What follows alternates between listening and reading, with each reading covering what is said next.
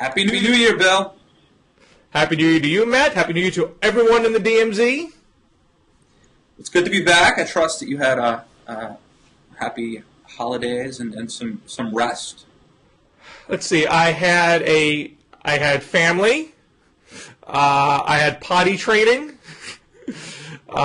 So that was not really like a vacation, but I was not in Washington. I'm not directly tied to Congress. I did not have to work on the cliff itself over New Year's, so I am blessed I didn't have to suffer that. I don't know if you actually were tethered enough to the process that you actually had to work during that whole process. Sort of, Bill, but not like some people. Not like people who had to, be at the Capitol, and we have a couple of really good reporters here at the Daily Caller who did that sort of stuff, and I do not envy them. It's really a shame. It's amazing how often Congress has really ruined holidays, and not just for themselves, but for the staffers. I mean, hundreds of staffers, hundreds of people, probably thousands of people altogether, all told, with journalists covering it, and then there's the people who work the concessions at the Capitol who were impacted by this stuff. And as bitter as politics is these days, you want to take some time off with your family to celebrate and to unplug. And there was countless people who, maybe went home for a day for Christmas and had to turn around and fly back for the Senate to vote on something, or for the House. And so, it's hard, there's not a lot of sympathy for people who work in politics, but, nobody. But these guys voted for their own deadlines. They could have passed with the Budget Control Act the deadline December 15th if they wanted to. They chose to make the deadline December 31st. Well, the the congressmen did, but not the staffers and not the journalists. I mean, and so there's a lot of collateral damage here. And but Bill, Christmas is about the only time now when you can unplug and get away with it, and that is dwindling itself. I mean, it used to be, I don't want to go into a whole rant on this, but it used to be that you kind of did your job, went home, and they couldn't really reach you. They could maybe phone you in case of an emergency, but now, everyone's on the iPhone, everyone's plugged in, everyone's, you're reachable constantly, you're monitoring stuff, and you're never really off the clock if you work in journalism, and it's not like there's a deadline to follow your weekly column. I mean, it never ends. And if you're not writing something, somebody else is.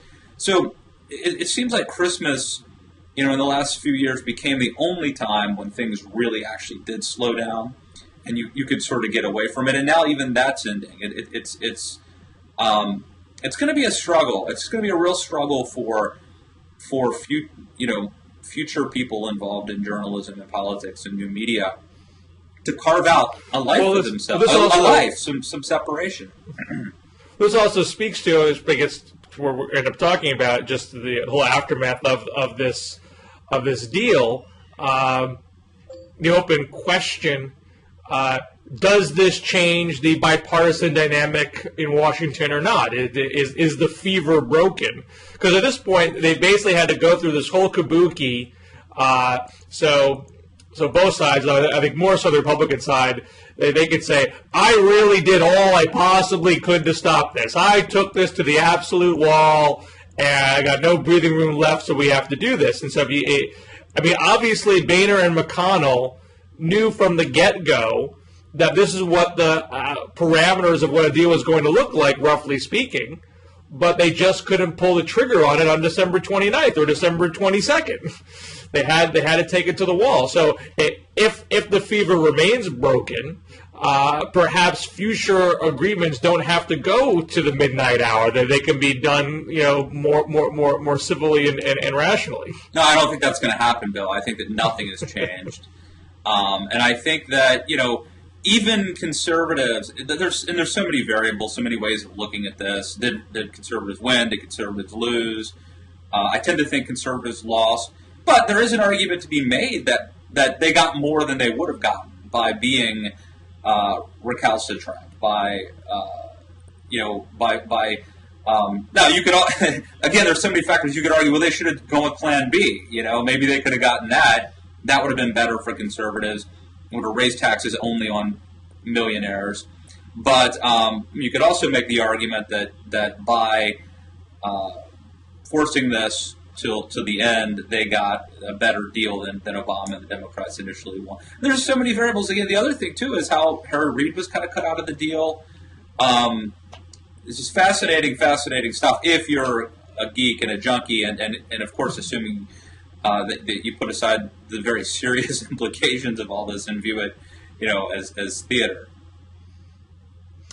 Well, yeah, obviously, there's all sorts of speculation what the consequence would be and who won and who lost. But I get you still get the sense from the liberals and conservatives on the outside of the process that they both feel they lost. Conservatives feel they lost because they violated their principle on tax hikes, and liberals are claiming that Obama is a terrible negotiator and he caved on his threshold. I actually wrote a post last night saying why Obama now holds the whip hand, because I utterly reject the liberal critique that Obama was a soft negotiator here, and it's basically Obama moved on his number. He moved from 250 to essentially 450, although there are other deduction caps on income above 250 for individuals and 300 for couples. So there's a tax increase on the full top 2%. It's not just the top 1% with the income tax rate hike. But there was obviously a move there, but that's just basic negotiating. That's not violation of principle. And then you saw this with the healthcare debate too. A false narrative would come up that Obama promised he would mandate a public option. Obama promised he would never move from 250, and those are just factually untrue statements. It's never what he said. People have a difficulty separating out a position from a pledge. And you go back and look at the statements, which I did. Obama's pledge was rates have to go up on the wealthy. The wealthy have to pay a little bit more. He never made a pledge about the number. Well, but during the campaign, he did say 250,000 a lot. That's his position. That's his position. But of course, he also promised that he was going to work across the aisle and find bipartisan compromise. I mean, there's a difference between a position and a pledge, and that's true for every politician in all of world history. Well, speaking of pledges, Bill, I mean, there were some interesting things. I mean, Grover Norquist supported the Senate bill passing of that, where almost every other conservative group I know of opposed it. You had interesting dynamics. Pat Toomey, former head of the Club for Growth, voting for the Senate, passage of that bill, where the club opposed the House, the House passage of that later, and Key voted it.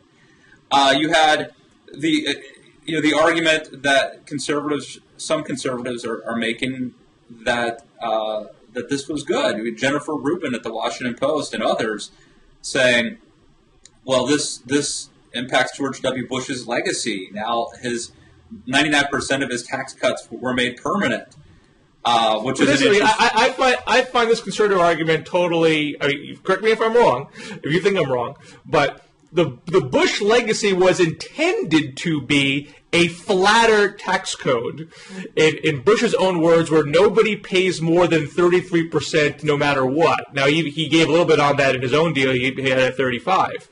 But the point of the deal from the Republican standpoint was not a few $100 for the middle class. The point was to have lower tax rates on the quote-unquote job creators, so they would have more to invest in creating jobs. That is the conservative theory. Now you have higher tax rates on the top 1%, income tax rates, and capital gains tax rates. Everything that Boehner said in the pre-deal jockeying was we can't raise rates on the top on the job creators. That's going to hurt the economy. It's going to hurt job creation. Now, he was very careful never to say never in his positioning, too, so I'm not saying he's a liar, but the principle that he laid out was utterly violated. The principle that George Bush laid out in his initial tax code was utterly shattered. Obama moved on a number, and Republicans cracked on the basic principle that's governed their party for 20 years. That to me is not equivalent. Well, and Bill, again, I mean, not to further complicate this, but there is the matter of semantics where technically I think we went over the cliff. Therefore, Republicans were not voting to raise taxes on,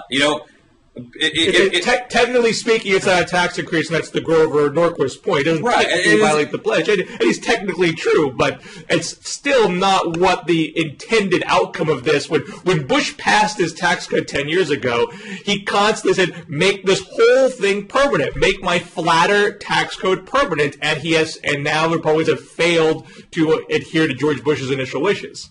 Well, and I think that, honestly, I think that the larger point is that we kicked the can down the road, and we've not done tax reform. We just changed some of the rates, but we haven't done comprehensive tax reform, nor have we done any touched entitlements at all, which presumably Republicans think they will. And this speaks to, it's really a glass half full argument. I mean, I tend to think that being pessimistic toward these sort of things is the safest assumption. To assume that you got screwed is better than to assume that somehow it all worked out for the best. But, I think that some people see the glass as half full, and so that's their argument. And part of it is that some conservatives believe that, well, we had to take the tax issue off the table. Now that it's off the table, Obama will have to, talk about reining in spending. I think that's maybe a little naive. I tend to think that more likely you've emboldened liberals to try to come back and raise other taxes later. But maybe I'm wrong. Maybe I'm pessimistic. Maybe these other conservatives are right. Well, both can be true. Potentially. I think Obama is suggesting also that tax reform and Medicare and Social Security reform, at least Medicare reform, from his standpoint, is going to be the next stages. I mean, he talked about this as a stage in the process. He's not saying this is over. Well, let me ask you, Bill, about the left. So, my assumption is. And again, this is, where you stand depends on where you sit. And I always feel like it's safer to be negative and pessimistic. My assumption is that Obama doesn't want to he doesn't want to fix entitlements. He doesn't want to cut spending at all. He wants to spend more and raise taxes. And so it probably won't happen. But you could argue, no, Obama wants he wants to have a good legacy, and he realizes that's going to entail some sort of entitlement reform. And furthermore, if you want entitlements to be around, if you want to preserve the Great Society and the New Deal, great liberal achievements, you have to make them sustainable. And you're going to have to raise, like, say, the Social Security retirement age to do that. Where do you come down on that debate? Me personally, where do I think where Obama's head is at? Yeah. Where do you think Obama's? Well, I guess both. But my question was about Obama, but I'd love to know about you as well. I think Obama wants the grand bargain. I think everything from the 2010 tax cut deal to the 2011 Budget Control Act to this deal today has all been, how do I get the grand bargain? How do I get and then actually going back to the Affordable Care Act, I should say. I mean, he made the decision in 2009 when almost all of his advisors told him not to tackle health care reform, part on moral grounds, part that we have to cover everybody, but also part on fiscal grounds, that there's no way you get to a sound fiscal nation without dealing with the health care cost curve. So I think it's absolutely a top priority to him to further the cost control piece of this. Some of it's in Obamacare. I know conservatives don't agree, but Obama agrees. I think he wants to do more on that front, and he wants to try to do it in a way that doesn't cut people's benefits, but makes the system more efficient. I think that's very much top of mind. Based on his own actions to date, I don't know if he is really dying to touch Social Security, but he's clearly willing to put chain CPI which changes the cost of living adjustment formula, which slow that spending curve. He's clearly willing to do that as part of a big deal where he gets more concessions to other stuff. Now, the theory before was there was going to be a concession for higher taxes on the wealthy. Well, he just got that. I mean, this is where Republicans lose out. You know, they were unable to pair chain CPI with this tax hike. Now it's going to be paired with something else. You can't get that for nothing. And I don't know what Obama is going to ask for in exchange for that in the next round of talks. But I mean, he has clearly made it. It was in his offer to Boehner before Christmas, and there was a White House aide quote in the Huffington Post saying when McConnell put it in the mini deal and the Democrats rejected it, they said you only get that in the big deal. You only get that if there's all a bunch of other stuff that goes along with it. But we don't know what the other stuff is. So I think he's willing to do that. And so I don't think that Republicans are going to be talking to a blank wall when they push these other issues. But you do have this question 2 months from now, who has the upper hand when we approach the next debt limit? And Republicans are saying we do because we've shown that we're willing to go to the mat on that as of last year. You have nervous liberals saying Obama blew it because he didn't deal with the debt limit and he got rolled last time, he's going to get rolled again. But I'm arguing that, one, I don't think he got rolled last time. He created a creative deal which allowed for this deal to occur. He actually found a fresh incentive to force Republicans to vote for a tax hike on the wealthy, which he couldn't get a year ago. So that deal worked, number one.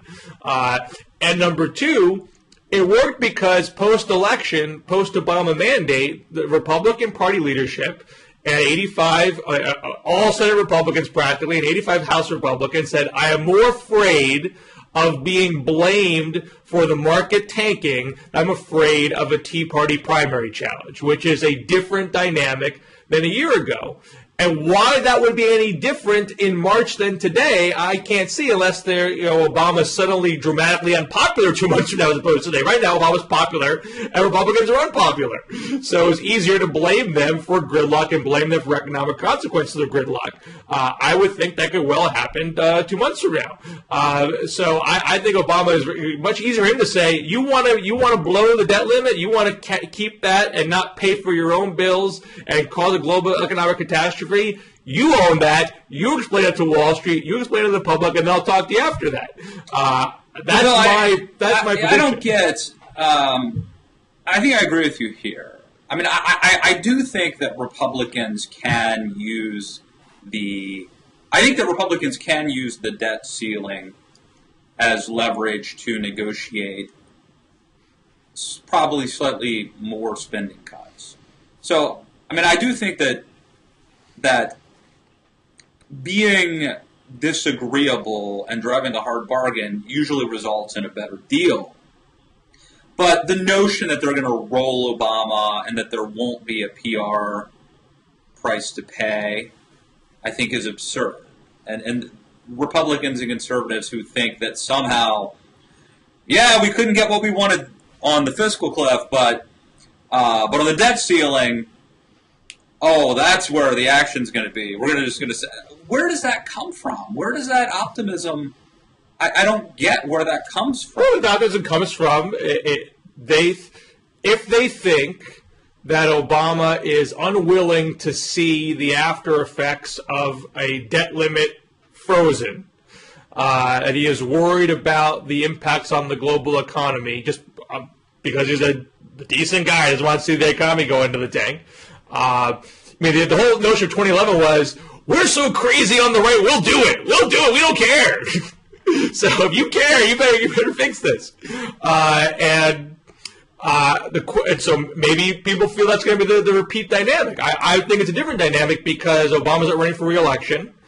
And Boehner and McConnell clearly shown they don't want everything to go into a tailspin, otherwise they wouldn't have done this deal. And there's no political incentive to sabotage Obama's re-election efforts, so Obama's running for re-election again. So he's like, well, I'll take a 2-week hit if there's a hiccup in the economy. You guys run for re-election in 2014, I don't. So, right, and I mean, the idea that Obama is going to get blamed just doesn't jive with anything we know. I mean, the media is going to portray it as the Republicans' fault. And Obama has the bully pulpit. And have Republicans in recent history ever done anything to demonstrate that they could pull off some sort of a PR maneuver effectively? I mean, to me, there's no reason to believe that any sort of a fight. Now, look, you could argue it doesn't matter. We're going to fight. We're going to take him to the wall. All these analogies. We're going to take him to the wall over the debt ceiling. And because we'll be able to negotiate a little bit better deal. We'll get more spending cuts, and that's what the country needs. You could make that argument, and I'd be okay with that. But the idea that this is going to be like a PR victory and that you're going to crush him, I don't know where that comes from. It's just delusional, I think. Well, I think this is also true the other way. I mean, for liberals who thought that unless Obama got every last thing that he ever said he wanted, any concessions at all, it proves he's a terrible negotiator and he caved. It is ridiculous. Any negotiation that goes across the aisle, and look, the Republicans still control the House, so you have to negotiate with the people that control the House. Both sides are going to have to save face in some way. You have to give the other side something, or else it's not a deal. You have to let the other side, save some face. Obama had to give them at least, some estate tax relief, some. He had to eat the payroll tax, and he couldn't hold to an absolute, initial offer of $250K for the threshold. You have to let the other side say, "I got this," or else why would they ever do the deal? That's the realities of negotiating. Well, Bill, let me ask this, Bill. Well, you've referenced a few times liberal. There were a few prominent liberals who wrote blogs or columns criticizing Obama about this. Who were they? And let's name names. Well, it actually was a broader range of criticism on the left than I felt I saw for the 2010-2011 deals. I mean, some of the usual suspects that didn't like it: Paul Krugman, Adam Green at PCCC. Everyone that I work with at Campaign for America's Future, I should ever people that sign my paychecks, they don't like it. Noam Scheiber, the New Republic, he was very hard on him. And even Greg Sargent, he was a blogger at the Washington Post, and he tends to at least offer the White House view of things. Even if he doesn't necessarily put his own personal name to it, he tends to want to offer the corrective to the left of the anti-Obama narrative and say, well, wait a second, think about this. Think what the White House has to say. He was pretty hard on the deal and openly fretting about what happens with the debt ceiling 2 months from now. I feel like everyone prominent. I feel like I've only really seen Michael Tomansky over at the Newsweek Daily Beast be more supportive. I could be missing some folks. By the way, let me just say a complete non sequitur here. Well, not a complete non sequitur. But you mentioned the Daily Beast, and it reminds me. This show used to be called the Weekend Blog, and right. And it occurs to me we should probably mention. There's been some amazing movements lately. You've got Andrew Sullivan leaving the Daily Beast, going to a paid content model. We just announced at The Week, where I read a column, that Tegan Goddard will be an editor at large and starting a blog there. Is he moving Political Wire over there, or is he starting a separate blog? He's starting a separate blog. I think that he'll still do what he does at Political Wire, and then he will write, rather than sort of reporting. I think Political Wire does a lot of quick kind of BuzzFeed. This happened, this person said that, and he's going to do maybe more analysis and granular coverage at The Week. So check that out. Christian Hines left. He is a blogger who covered he started at The Hill with GOP 12, where he covered the race, the Republican side of the presidential race. Did a great job. He's leaving, going out on his own. And then Dave Catanese at Politico left Politico, and he's a great reporter. So a lot of movement here at the new year that we should probably comment on. And I guess that the most notable, of course, is Andrew Sullivan attempting. It's interesting. He had become a free agent, and he would take his blog, The Dish or The Daily Dish or whatever. He took it. He would take it to Time and then get a better deal or renegotiate and go to the Atlantic, and then he went to the Daily Beast. And I guess he's going to charge a monthly subscription. I think if anybody can do it, it's a porous paywall though. You still be able to access the links from external links, which is akin to what the New York Times does. I haven't totally read the details. I'm not sure. Is there any sort of bonus content that you get with your paid subscription or not? I'm not totally sure, but I did read that you can access the blog, indirectly without paying. Right. Which is good, I think, important in the Twitter world when people tweet a link out. Right. This was the lesson from the Time Select failure when they said, okay, you can't read our columnists unless you pay. Right. And it's similar to read their columnists. And it's a similar problem to the one that the Daily encountered, where it was the iPad only or for a while. I mean, later you could, I wrote some columns for them, and I could tweet it out, and you could read it on your desktop. But right, hopefully less is better. I think it was Felix Salmon at Reuters, or was one other person was commenting on this, what Sullivan's doing, that said, look, he only needs to get a small fraction of it. I mean, he's got a very large readership. I believe it's at least over 1 million. And they're obviously very loyal because they've moved with him from place to place as he's moved his blog over. He only needs a fraction of those folks to pay the $20 to make a tiny profit with a small staff. And his argument too is that the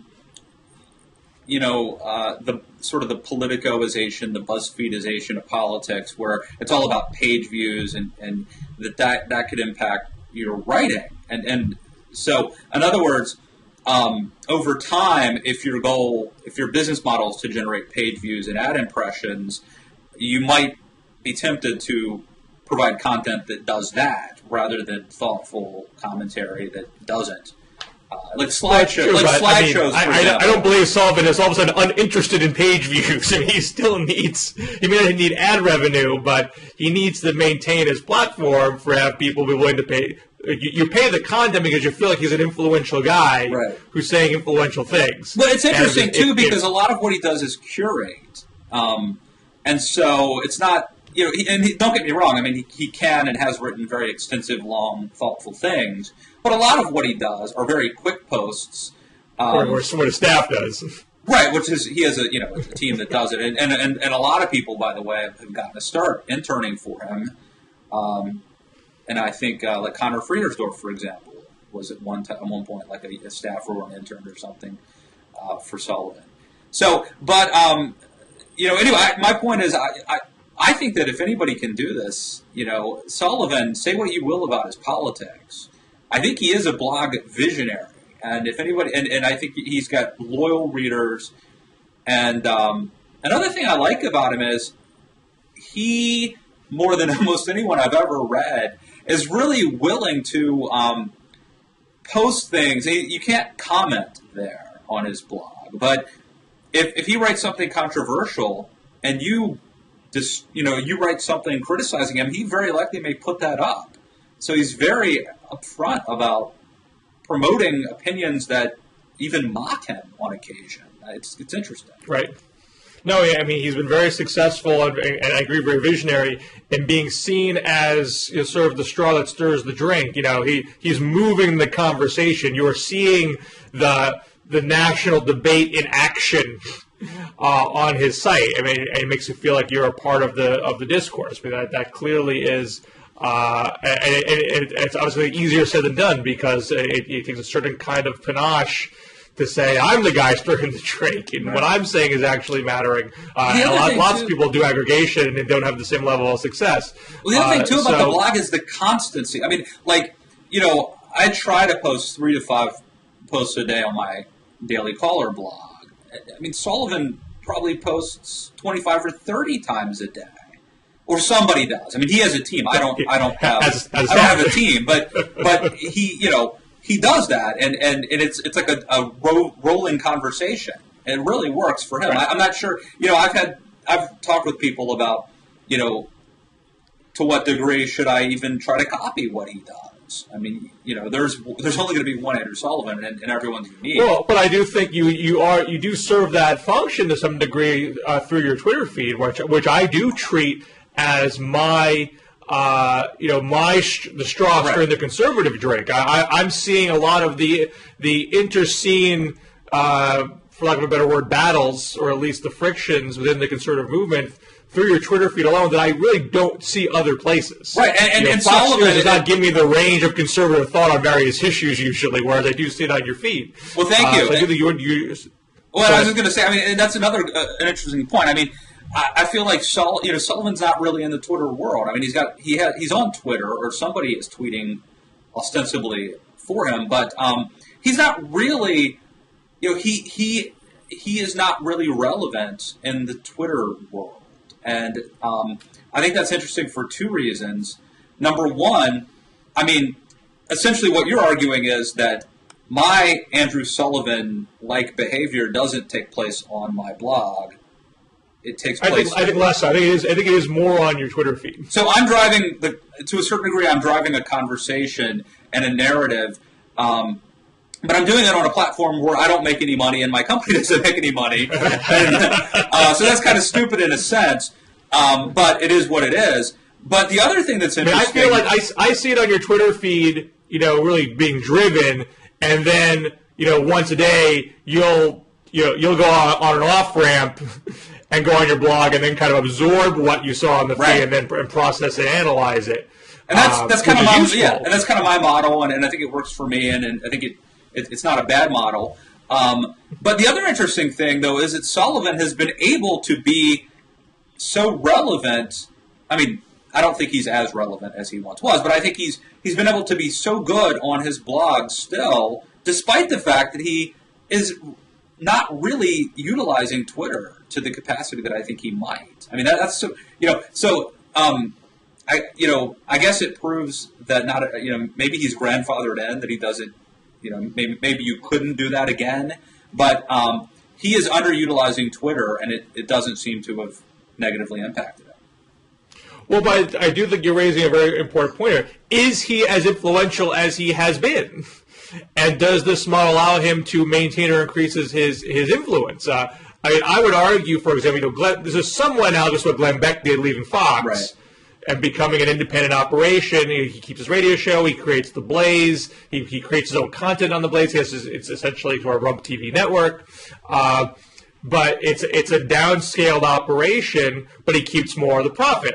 I am quite sure Glenn Beck is making a lot of money right now. Right, and he is not as influential as he was 3 years ago. Connor Friedersdorf wrote a piece at The Atlantic maybe 6 months ago about how most of the content on The Blaze that doesn't involve Glenn Beck is amazingly good. Not The Blaze, but Beck TV or Glenn Beck TV, not The Blaze. Right. But the TV component, the online TV component. But you know what, Bill? This is interesting. I'm going to take it to a different level. Not just. Can I make one other Beck Sullivan point quickly? Oh yeah, I'm sorry. Go ahead. What may not be analogous is I think Beck maintains his core fan base because they're nuts, because they believe in Beck's very elaborate conspiracy theories. They feel they don't get his conspiracy theories anywhere else. And you might argue Sullivan has had a couple of those himself over the years. I don't think that is the essence of the Sullivan fan relationship. And so if he's not seen as wielding the power of the mythical political center in debates, do the fans stay with him? I'm not sure. This is out of ignorance. I don't totally get the glue that maintains Sullivan to his fan base. But I don't know if it works as well if he essentially removes himself from being part of a larger media operation. Right. Does the cachet remain? You mentioned the whole crazy thing, and I think that, in my opinion, and I am who I am, but I think that Sullivan's at his best when he's cold and at his worst when he's hot. So what I mean by that is, I think when he's sort of not passionate, he's actually better. When he becomes passionate about an issue and he obsesses over it, and that's when you get off into fringe territory. I really prefer his blog much more when he's maybe a little bit at a distance, a little bit dispassionate.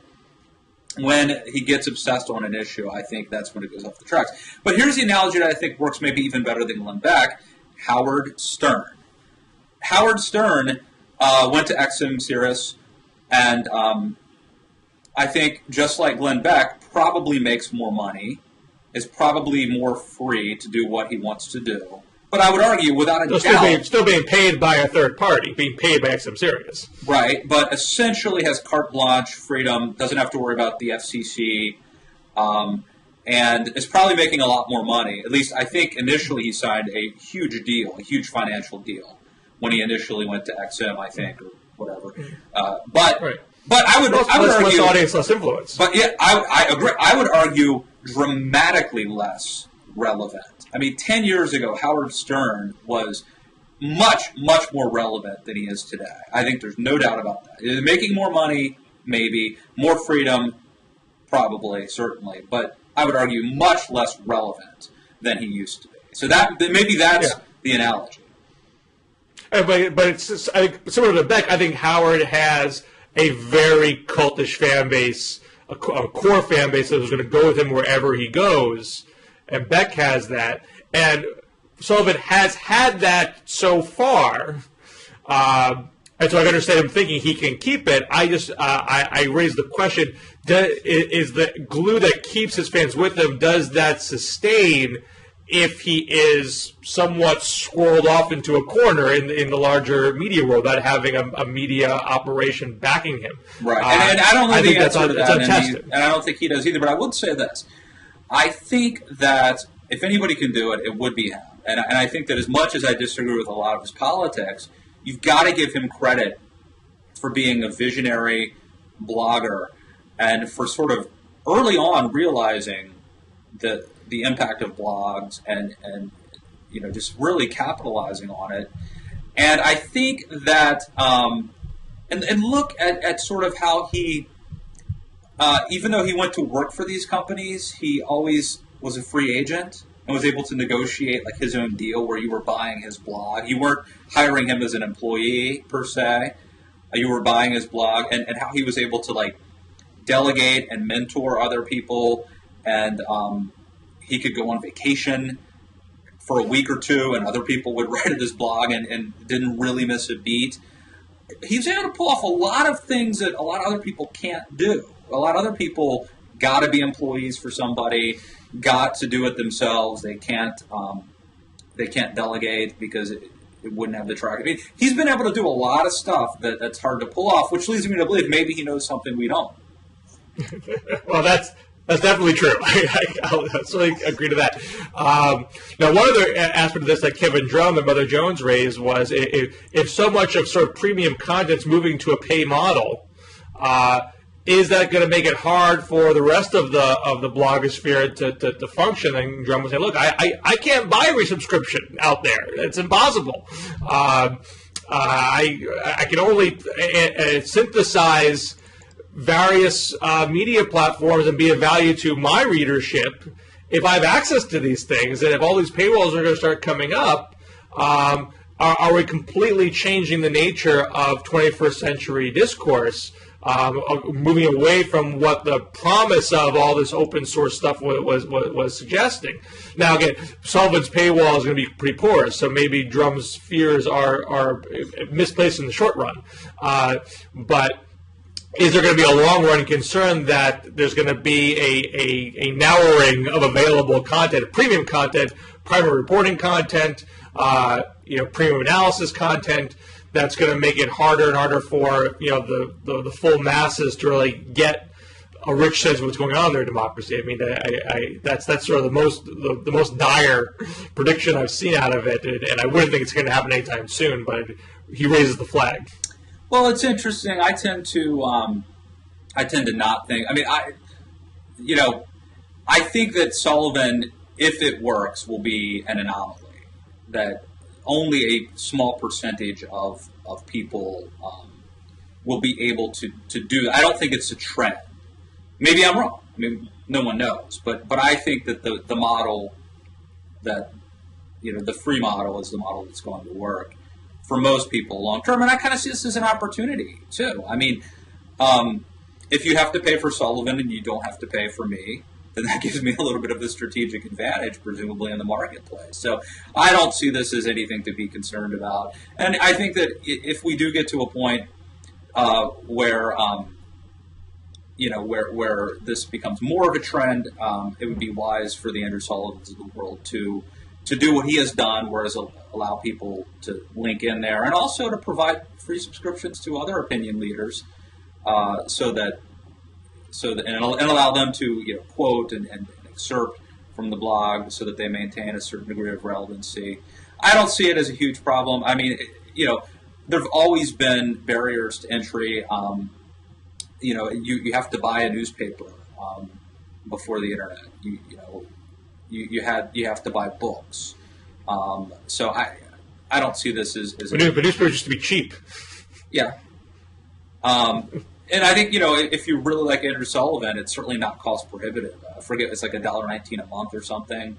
And I understand the premise that that adds up if you're buying 100 subscriptions. Well, I mean, in the old days, you buy one newspaper and you watch free TV and you were covered. Now there's so many other things out there to feel like I'm gonna miss something unless I'm getting these 20 things, and you can't pay for 20 things unless you. I mean, I still feel like the trend. Very, very good income. I still feel like if Sullivan pulls it off, it'll be an anomaly, and it'll be only the people at the very top, the 1%, can do it. Whereas, I mean, if you look at the trend, I mean, I remember, Bill. I know you might remember this too. I remember a decade ago when I was working in D.C. I mean, you would wait till Hotline came out, and it was a huge deal. And people would be sitting there hitting refresh. At 11:59 because Hotline, and there was wake up call. I remember. And as soon as it was out, people would print it off. You'd go into bathrooms and there'd be printed out copies there. Your boss would demand that you print out a copy before he got on a flight somewhere so he could read the printed version of. It was a Bible, and I feel like Politico, not just. I mean, partly because they do a good job, but also partly because it's free. And I know they have some subscription components, but by and large, free.